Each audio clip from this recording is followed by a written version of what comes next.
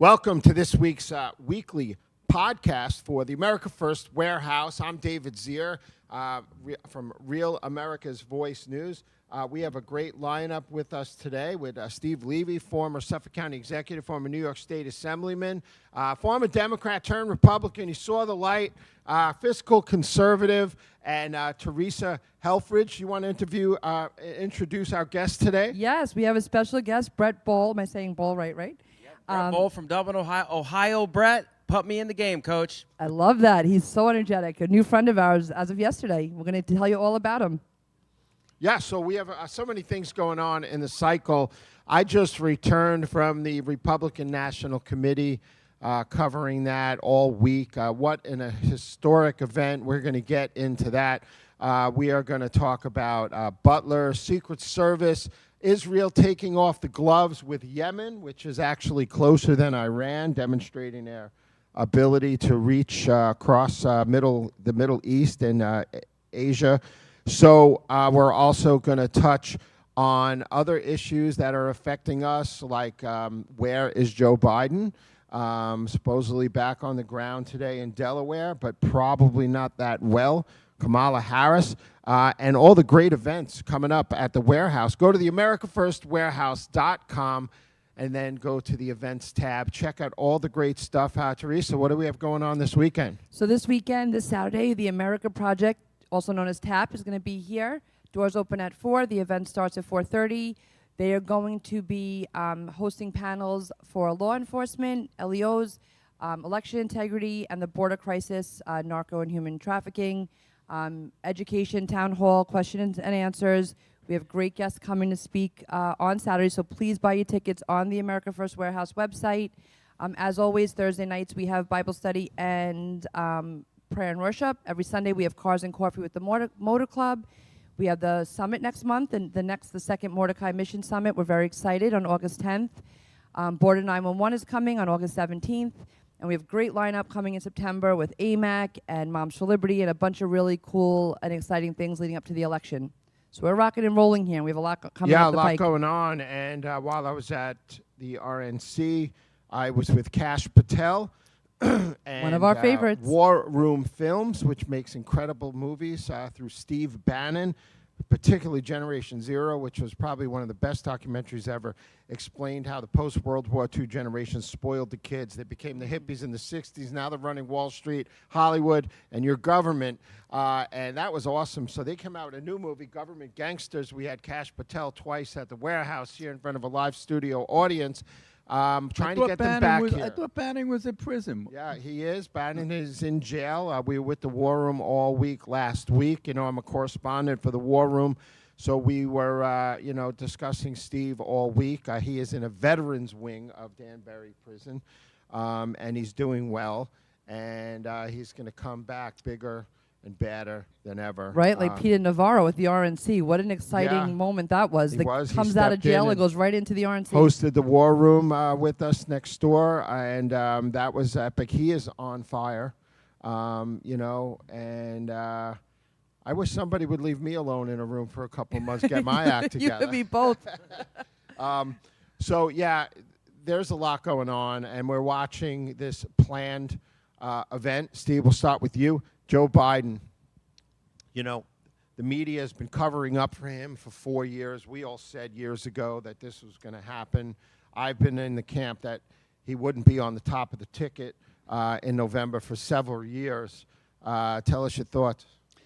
Well, I thought he was going to remain on until the debate, and it was such a debacle that the facade was removed because the people who only the big part of America that only gets their news from MSNBC and CNN and the Washington Post and the New York Times were shielded from his senility.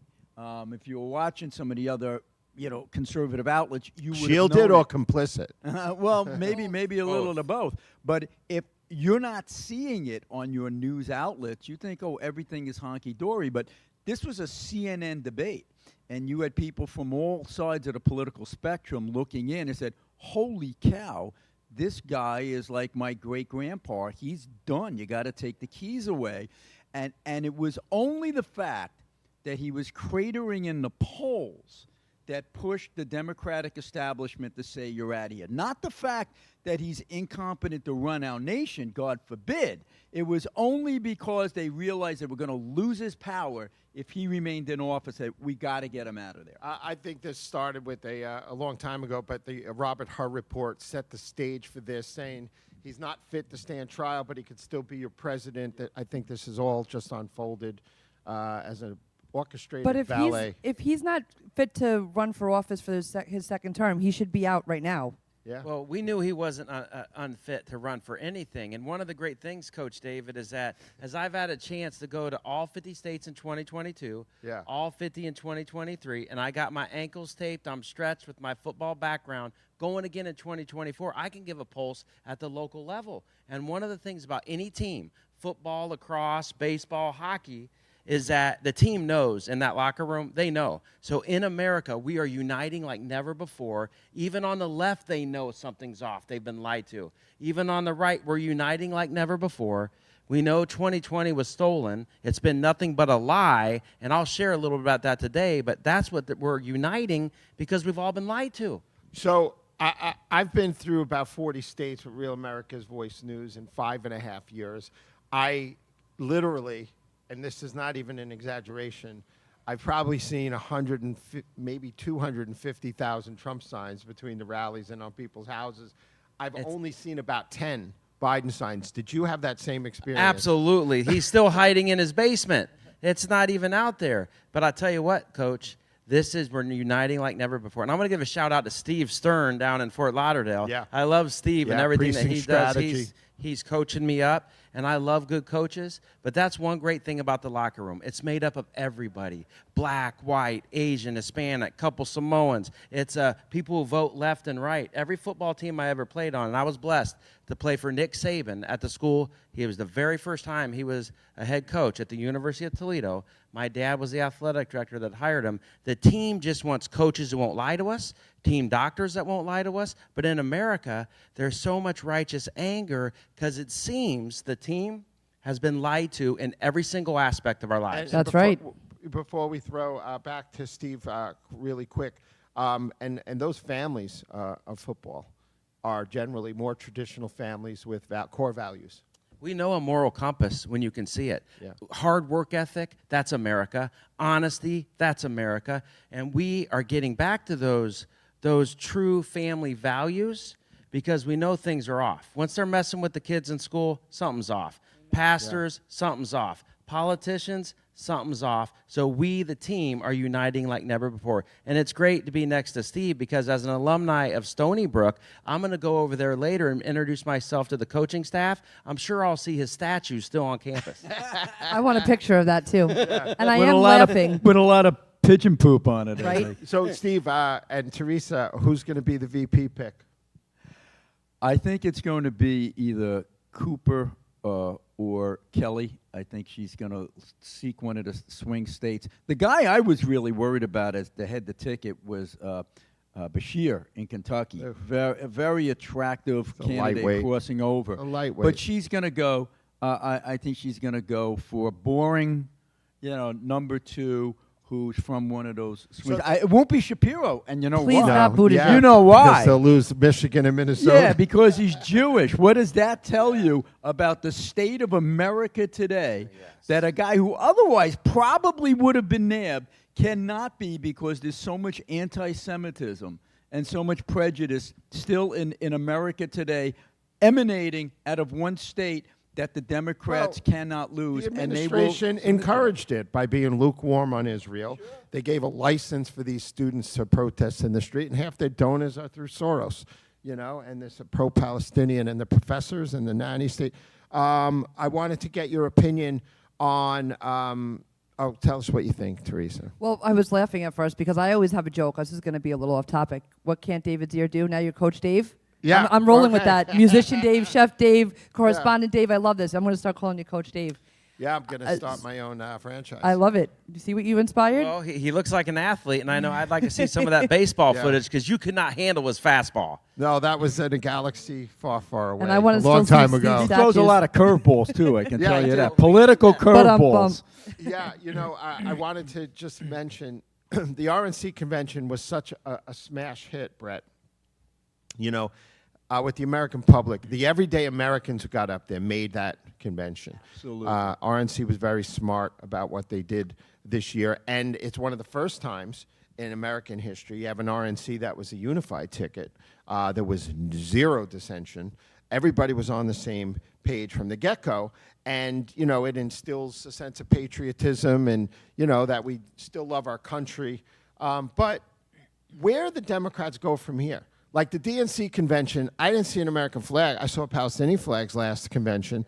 Are they going to have to whip out the cheerleaders, the Chevy trucks, the apple pie, and go center right in their convention, or will they continue on this progressive leftist kind of march? Well, Coach, you can say whatever you want, but the team knows the truth. That we can see through their lies. That Lucifer left, it is so just pure evil. And for me, it's a spiritual battle, much more than the political fight. And for those of you who follow me across America on this journey to all 50 states each year, yes, I take the football, and people laugh. Because when you're in Juneau, Alaska, or El Paso, or Fort Lauderdale, or Cape Cod, hey, dude, why you got the football? I'm like, hey, dude, can you catch? And then you get close.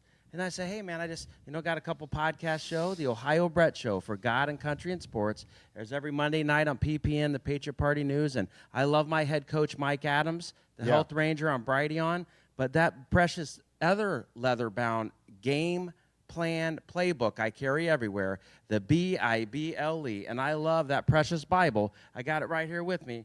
That Bible, I'm not a Bible thumper, but I am a follower of Jesus Christ, that whosoever Amen. believeth in him shall not perish but have eternal life. And, of course, I get a little jacked up and excited to meet teammates and coaches. And are you kidding me? Every football player wants to show off for the cheerleaders. I get to meet a lot of cheerleaders. I encourage them Russ, to read my the new Bible. best friend. But I also, and Steve, I worship a Jew. And so when I meet Jewish, atheists, any other religion, I love meeting them. I don't Bible thump them. I just ask them, what do you have to lose by reading the Bible? Yeah. And then I do what a lot of crazy Christians don't do. I actually have righteous anger against religion. I have a personal relationships, two different things. So it throws people off when I meet them for the first time. Like, wait a minute, what's off with that guy? He's got the football, seems like he's fun, he's going to hang out with us. He didn't try to convert me by the fourth quarter or meet at a concert or on the golf course. No, I plant the seed, Coach Dave. I'm a seed planter. And I want to learn from my Jewish friends. If you're atheist, Jewish, any other religion, I want to learn. But people don't listen. They do not listen, and they don't shut up and just listen.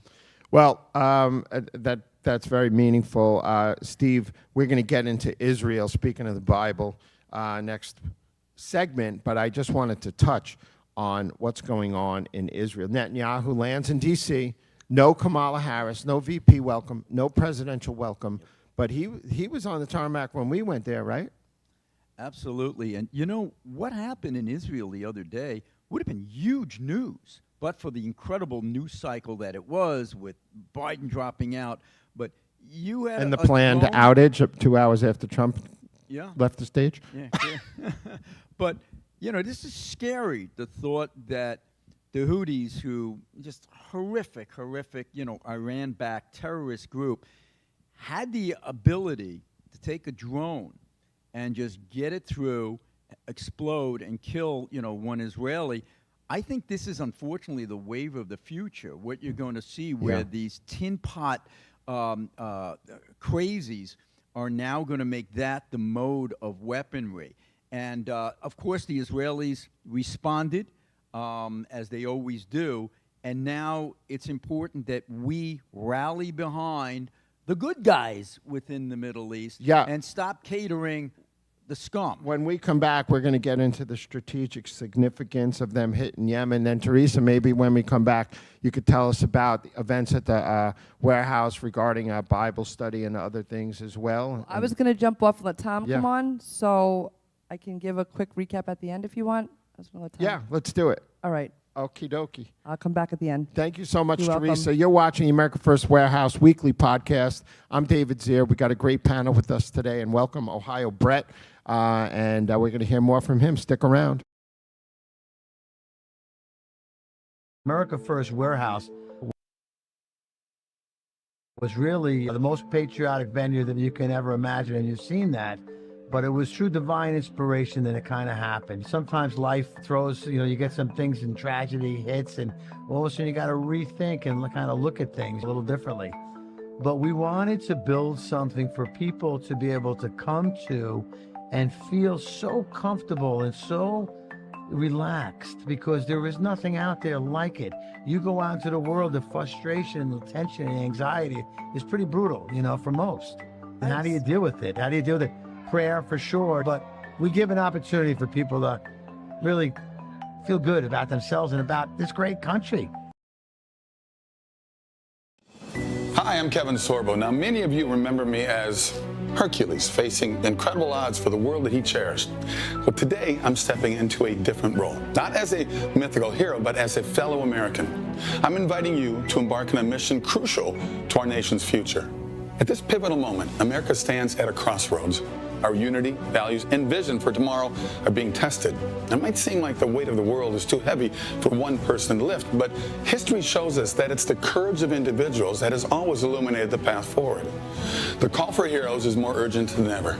Not the mythical ones, but real-life individuals like you, ready to uphold what's right, champion truth, and unite in protecting our beloved nation. This is your moment. Your journey as a modern-day hero starts right now. Stand with AMAC and let's show the world the power of true heroism in action. Visit amac.us/hero to join AMAC. Be the hero our country needs. To the America First Warehouse, where you're watching our weekly podcast here. Go to the AmericaFirstWarehouse.com. Get involved, donate, help support the warehouse. Go to the events page. Check out all the exciting events, especially this weekend. We're going to have Victor Revilla here, Tara Dahl, who is a war correspondent for 8 years. She's my co-host on Real America's Voice News over at the warehouse, and we're going to talk about hot issues. And don't miss that. Go to the AmericaFirstWarehouse.com/events, and Teresa's going to give the details on that at the end of the show. We got a great panel with us today. I want to welcome Tom Weirman into the show, who's a former candidate for New York State Assembly. He's very active with Hillsdale College, conservative activist, father, supporter of the warehouse. Anything else? Just an amazing guy with a great head of hair. We're so honored to have with us today a special guest from out of town, Ohio, Brett. How are you? I'm doing great, Coach. Just excited to be here. I'm stretched, got my ankles taped. We're going to do some tackle drills after the show. All right, good. I'm in. Where can people follow you? OhioBrett.com, OhioBrett.com. All right, you heard it right here. And then, of course, Steve Levy, former Suffolk County Executive, New York State Assemblyman. So we were talking about Israel, right? The gloves are off. I think this is my assessment. I want to get your opinion. And then Tom, and then Brett. They don't feel like they have the adequate support from the United States. We've been lukewarm, to say, at best. And they feel like they have to take the gloves off with Hezbollah because they've got rockets at the civilian airport pointed at Israel. 91% of northern Israel's evacuated.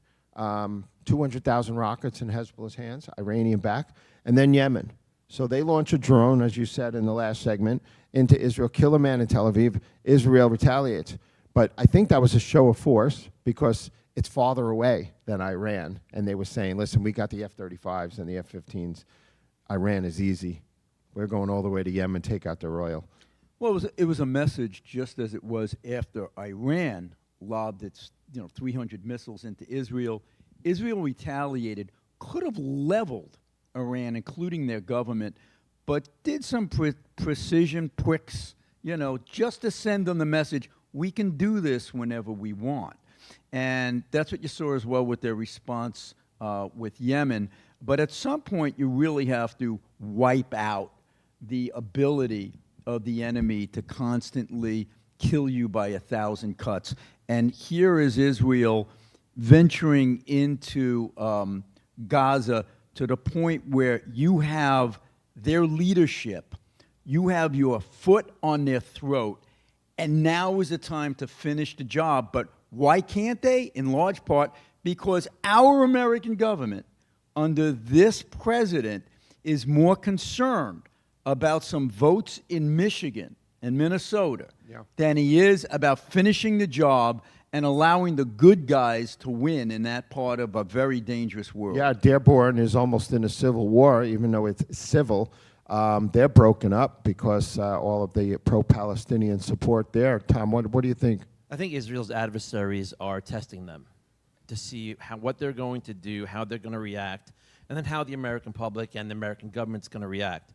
So you have October 7th, right? They wiped out 1,300 people.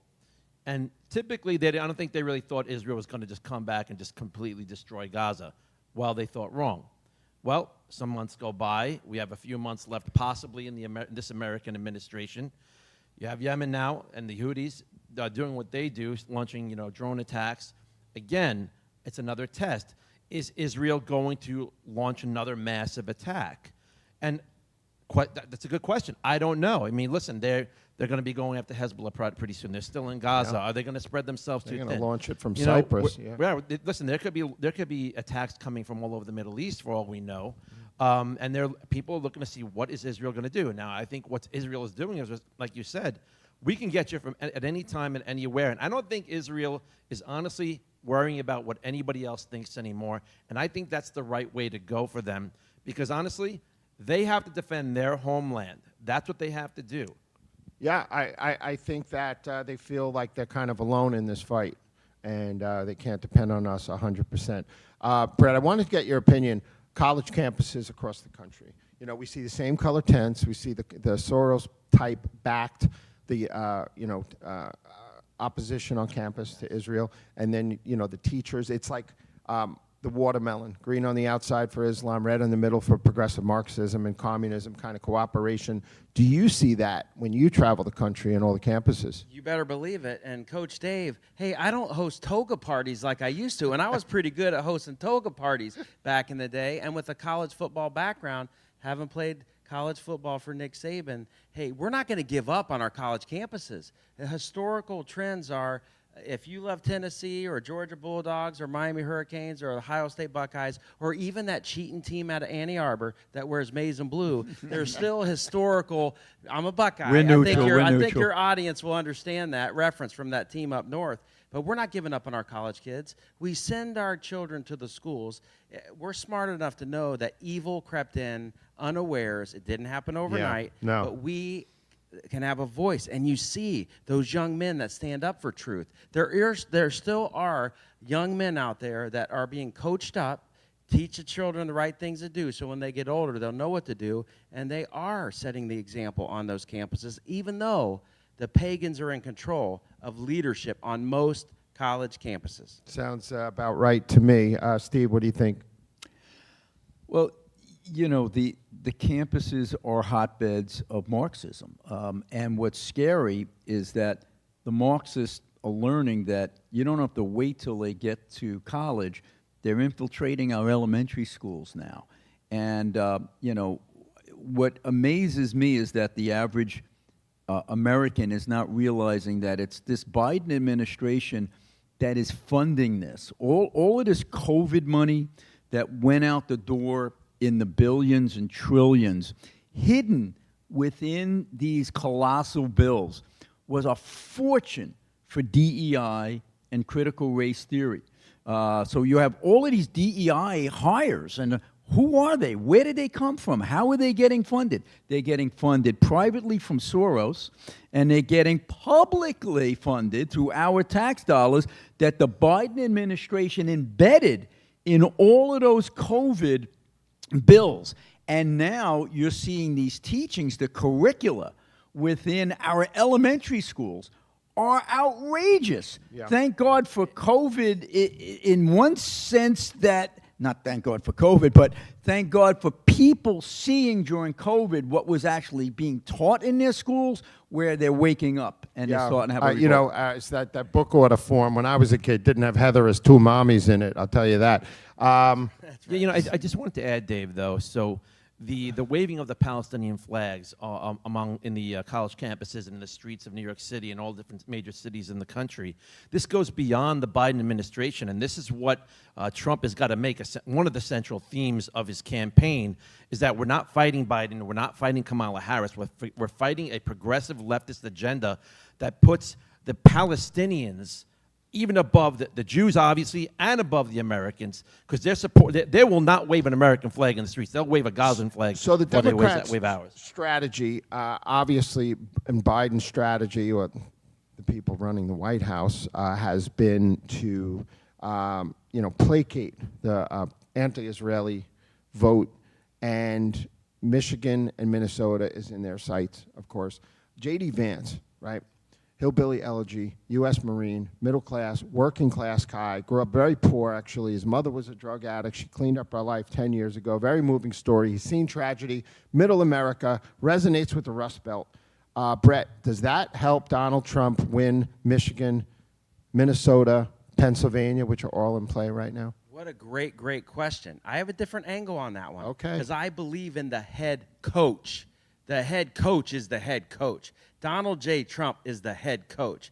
Like Nick Saban in Alabama, he rotated through assistant after assistant after assistant, and finally one of them, Kirby Smart, got the Georgia job and finally beat Nick. It's all about the head coach. No offense to anybody else on that team. Yeah. You don't say yes to a scholarship offer because of the GA or the team doctor or an assistant coach. That's a bonus, but it's the head coach that carries the theme, and when the head coach, everybody listens when he speaks. Wow. So, Steve, Trump is ahead an average of 4 points in the battleground states right now, in the conglomerate of polling averages. Do you think he takes Wisconsin, Minnesota, Pennsylvania? That's the Michigan? key. He's got to get one of them. He's got to hold Arizona and Georgia, which he lost the last go around. And I do hope that He's up 7 in Arizona in one poll. Yeah. Now, Landslide numbers. what was very interesting is that when you take Biden out of those polls and you put Kamala in, I don't want to be called a racist if I say Kamala. you say Kamala, I say Kamala. Which I used to say just by habit, so I was like Kamala. Yeah, because I think it was a Joy Reid who said it's racist if you mispronounce her name. Exactly. Yeah. Where are we going? Oh, we're Trump. You take Biden out and you put Harris in. It doesn't change that much. Right. The Democrats with still have their blacks, platform. with all the demographics, except she does tick up a point or two in these swing states at the moment. So we'll have to see. They're not going to be getting the boost that they thought they might be once they dumped Biden, because she's Biden light. But she's probably got a little bit more of an ceiling than Biden did, of course. But it's not that much. No, I of a saw a difference. poll, Trump beating Kamala by 12 points yesterday. Tom? Well, when it comes to Kamala Harris, honestly, she's an unknown to most of the country. Now, for those of us who follow politics, we know that this kind of like cackling person who kind of rose to fame or got her position through interesting ways. We'll just say that. But I think for most people, especially on the Democrat side, they wanted anything other than Joe Biden. They would accept my left shoe, because that's basically the equivalent of what Joe Biden is right now. Not to be totally disrespectful, but the guy can't function. So anybody that would come in his place was going to cause an uptick. I mean, look, she raised $84 million in 24 hours. That tells you that the big donors were simply just waiting on the sidelines. And listen, the big donors were, and it was going down ballot, the donations. They were telling those running for Congress and Senate that if you don't get a change at the top, we're not even donating to you. So this was automatically going to create an uptick. Now, listen, now that when we look at what Kamala Harris is, she's even way to the left of Joe Biden. This has to be highlighted, because I think the American public is like, we can't take any more of this radical leftist progressive nonsense. Yeah, like when George Clooney had the fundraiser knowing that Biden wasn't going to be the candidate, and then was shocked You know. Well, Coach, you know, in the world of collegiate athletics, it's all about the fundraising. And you see it now with the new NIL deals. These college athletic directors are frustrated because they have to raise money from the big donors. Now they're competing against the NIL deals, but the varsity of fundraising will always be politics. This is huge big boy politics with fundraising. And you made a great point with that uptick, but I have a different angle on it because I've been blessed to go to all 50 states, 2022, 2023, on that journey again this year. All praise be to God. If it's His will, it'll be done. But I'm meeting in the shadows. I'm meeting in the parking lots. I'm like the king of potlucks. I'm trying to stay in shape, but I hear the voice from the Hispanics and the blacks and the suburbs, and they are confused. That's my next topic for you. You read my mind. Yes. Because we wanted to get into that and your experiences, different demographics, because Trump is doing so well. But in he so was many doing so communities. well then. They're asking me, Brett, it was stolen before. Wait a minute. There's no way those poll numbers are right. They don't trust the poll numbers. They definitely don't trust the mainstream media. And if you think you're getting that truth from ESPN or ABC or Fox, No. you got another thing coming. That's what they're screaming out, but they don't know where to go. Yeah, it's a trust there's issue. Definitely a sea change in the air. And listen, the black population didn't trust the government on COVID, you know, because blacks have diabetes 8 times that of white people in New York City. Why and should they health trust that issues. government? And us who are athletes, we don't have a racist bone in our body. We love our black brothers, and they loved us. But the division and author of confusion, we know who that is if you study Scripture. Wow. Steve, 40 seconds. You want to close this out? Well, you know, we were talking about the black vote, and who was hit hardest by Harris's failure with border policy? Harris and Biden letting in Great point. 10 million people had a deleterious impact on African Americans more than any other demographic in this nation. Where are their jobs? Where's the assistance going to them? It's going to people who shouldn't be here in the first place, and there's going to be retribution for that come November. Wow. Yeah, that's a great topic for the next segment. We'll be right back. Don't go anywhere. America First Warehouse was really the most patriotic venue that you can ever imagine, and you've seen that. But it was through divine inspiration that it kind of happened. Sometimes life throws, you get some things and tragedy hits, and all of a sudden you got to rethink and kind of look at things a little differently. But we wanted to build something for people to be able to come to and feel so comfortable and so relaxed, because there is nothing out there like it. You go out into the world, the frustration, the tension, and anxiety is pretty brutal, for most. And how do you deal with it? How do you deal with it? Prayer for sure, but we give an opportunity for people to really feel good about themselves and about this great country. Hi, I'm Kevin Sorbo. Now, many of you remember me as Hercules, facing incredible odds for the world that he cherished. But today, I'm stepping into a different role. Not as a mythical hero, but as a fellow American. I'm inviting you to embark on a mission crucial to our nation's future. At this pivotal moment, America stands at a crossroads. Our unity, values, and vision for tomorrow are being tested. It might seem like the weight of the world is too heavy for one person to lift, but history shows us that it's the courage of individuals that has always illuminated the path forward. The call for heroes is more urgent than ever. Not the mythical ones, but real-life individuals like you, ready to uphold what's right, champion truth, and unite in protecting our beloved nation. This is your moment. Your journey as a modern-day hero starts right now. Stand with AMAC and let's show the world the power of true heroism in action. Visit amac.us/hero to join AMAC. Be the hero our country needs.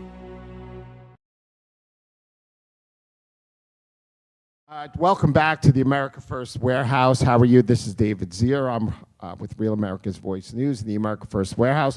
We got a great panel today. Tom Weirman, former New York State Assembly candidate from Long Island, New York. We got Steve Levy, former Suffolk County Executive, New York State Assemblyman. And we got Ohio Brett on the ground, spreading the word and recruiting for high school and college football, right? It's all about getting the truth out. For me, I accepted that assignment to go to all 50 states 2022, all 50 2023. I got my ankles taped, coach. I'm stretched, ready to do tackle drills again. But I encourage the team, recruit for the team, and with my fundraising background, get funds out to the team. All right. Well, it's a strong message. Before we broke, we were talking about, Donald Trump and the demographics that he's attracted. We got 30% Hispanics last time. Now it's at 41%. He's polling. Blacks, it was 12. Now he's at 20. I was in the trial every day with Donald Trump in New York City, and every time I came out, there were blacks and Hispanics, Dominicans, Puerto Ricans, black people in New York City, jumping up and down for Donald Trump. Knowing that the political persecution ended this, and I covered the Trump bodega in Harlem, 500, 1,000 Dominicans jumping up and down the street for Trump. He couldn't do that in 2017.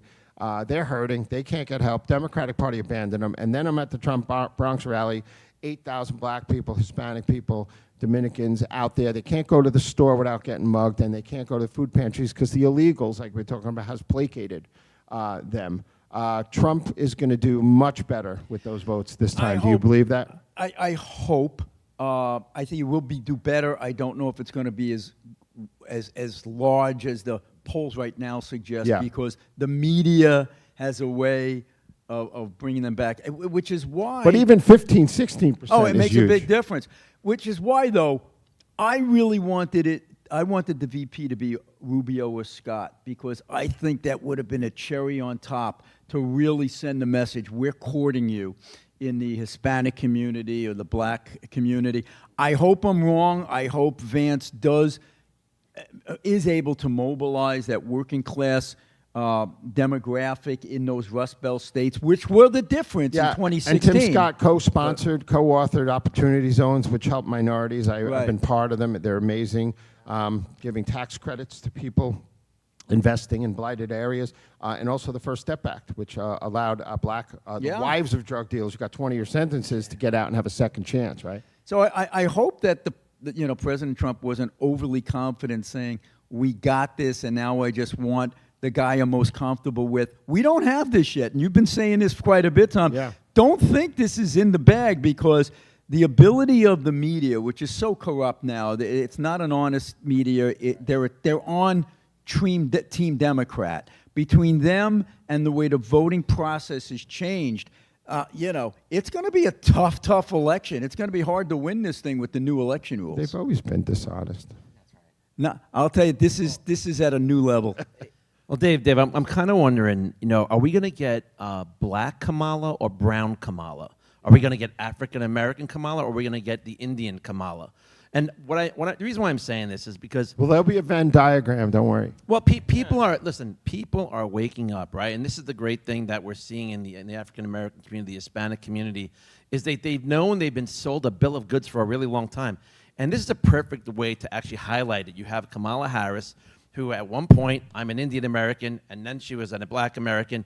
She plays the card, but the people are a lot smarter now. They understand what's going on. And it's going to be up to the conservative movement, the Trump campaign, to point this out. Like, hey, African-American community, aren't you tired of being played at this point? Yeah. Don't you want people that actually care about, not you as a black person, but you as an American? I think that is going that way, and to what degree, we'll see. Brett, so you're on the ground across America, right? You deal with a lot of minority football players, and we don't think in terms like that. We don't say, my friend's black and all that, But this is brotherhood. It's an absolute brotherhood. So you see that bond. And merit. It is. But Bond is their coach, because when I got invited up in Flint, Michigan, I played at the University of Toledo. So when my buddies brought me up to Flint, me and my one buddy are the only white dudes. It was a brotherhood. It's family. You mess with me, use the N-word around me, and see how quickly that elbow goes right up through your nose if in my presence. Yeah. And they would do the same thing for me. It's absolute love and brotherhood. So I have a different lane, because I get invited to little coffee houses all over America, somebody's house where all the true leaders gather. And one of the things with the sports background, they were so hopeful that Donald J. Trump would have went back to his football roots. Remember when he was the owner of the USFL? New Jersey Generals? Yeah. Herschel Walker as VP? Yeah. You would have been a laydown. But the biggest thing that people are so frustrated with at the local level, Coach, is that they know the last election got stolen. They've seen all the documented facts of the Dominion machines and the ballot stuffing. So they already know it's going to be a blowout. Pastor David Lowery a lot. We've had him here at the warehouse. Chicago church leader. was shot, reformed his life. USFL football player, trained Michael Nunn, welterweight, heavyweight champ.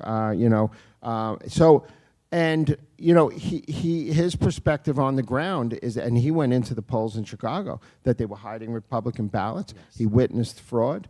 Black community very skeptical. This right? is documented everywhere. Michelle Swinnock in Maricopa County in Phoenix. Michelle Swinnock's doing amazing things, but she's getting suffocated. They don't want the truth out. But the truth at the local level will not be denied. And this country was founded by those that follow the Bible, both Old Testament and New Testament. That's what's so great about this republic.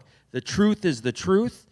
And like when great coaches go into the inner city and recruit, whether it's Nick Saban or Woody Hayes with Ohio State or Bear Bryant back in the day, these white guys, old guys go in, the family knows the truth. And that's what's happening right now. We do have a head coach in America. It was a stolen election last time. It's going to be a blowout again, but at the local level, their only concern is they cheated before. Are they going to cheat again? Well, his lead is much more significant than 2020 Trump right now, so we'll see. Steve? Yeah, well, I am really concerned about the whole issue of election integrity, and thank God that, the America First Warehouse, which you're going to talk about soon, is this Saturday is going to have a big expose on election integrity. But let's take Donald Trump out of the picture, Joe Biden, Kamala Harris. And even 2020 out of the picture for a second. Let's just look going forward, what kind of electoral system we want.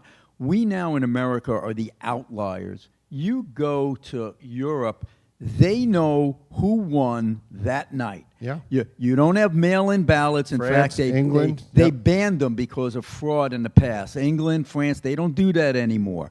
We are the outliers. Over there, you go, you turn out the vote, they know who won at the end, and whatever happens, happens. Everyone is accepting the outcome. But here, the Democratic Party has so contorted the process for their own benefit that people are naturally suspicious of the outcome because regardless, where did these ballots come from? Yeah. That you just had a dump of 400 ballots.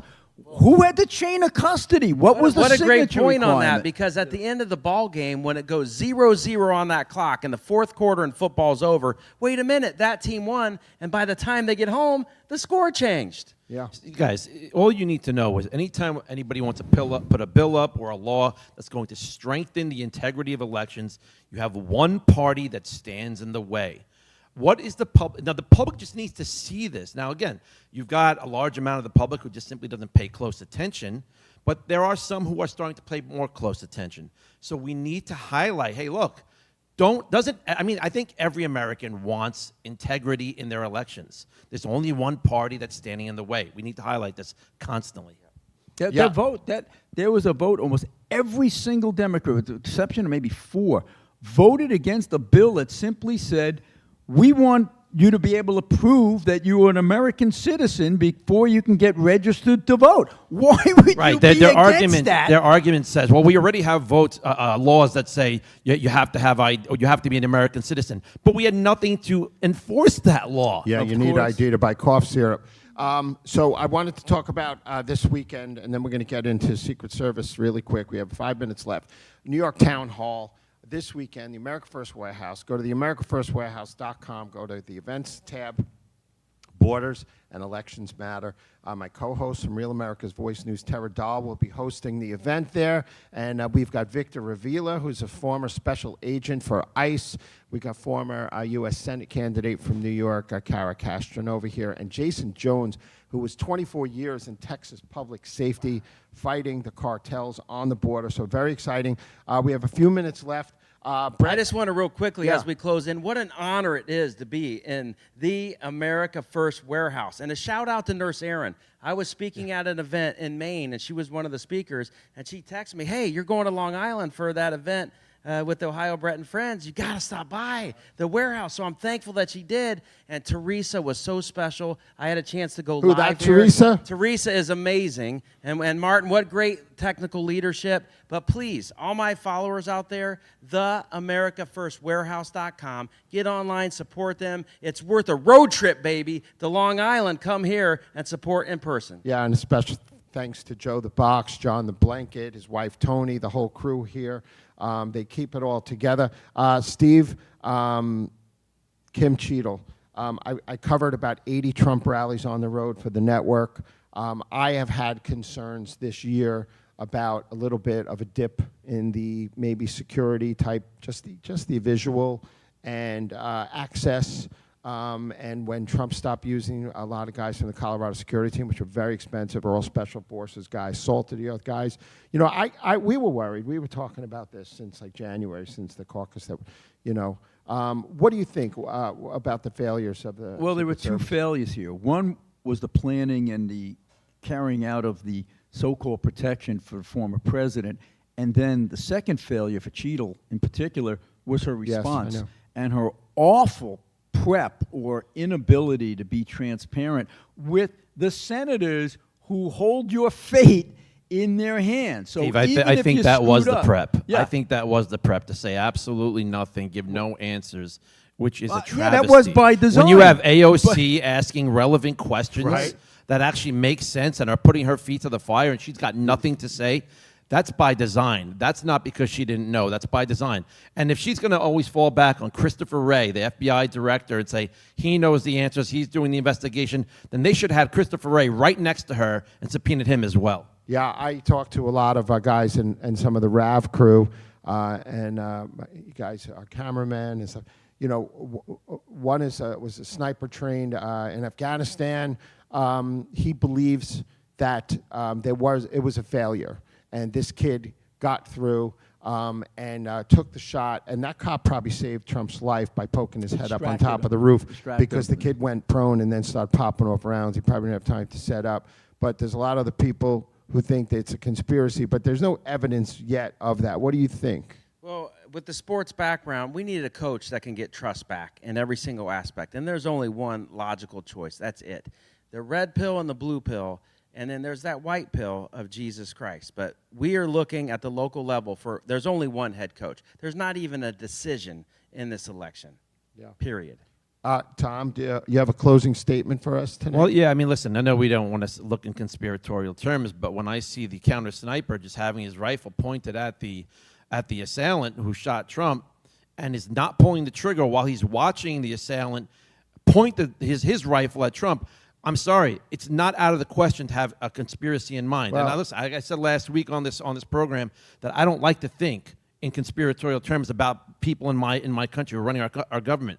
But look, we know they tried to take him out by lawfare. We know they tried to take him, put him in jail. They tried to take him out with impeachments, everything, and they tried to take him out with a shot. Now, do I know for sure it's conspiracy? No, but listen, it's not out of the question. Yeah, Well, there's a lot's going to come out. We do know that they were very much aware of a threat from Iran, that, you know, the fatwa was put out on President Trump. Shouldn't that alone be beefing up the security for the former vice president, for the former president? And then you learn that there were requests for additional security that was rebuffed, and then they lied about it when the members of Congress asked them, did you rebuff that request for But more that's security? the Secret Service. You know, I believe it was the congressman from Kansas who then put her feet to the fire when she started talking about the slope on the roof. It was too dangerous. Yet the counter sniper slope, the roof that they were on, was steeper than that roof. But when you see the sniper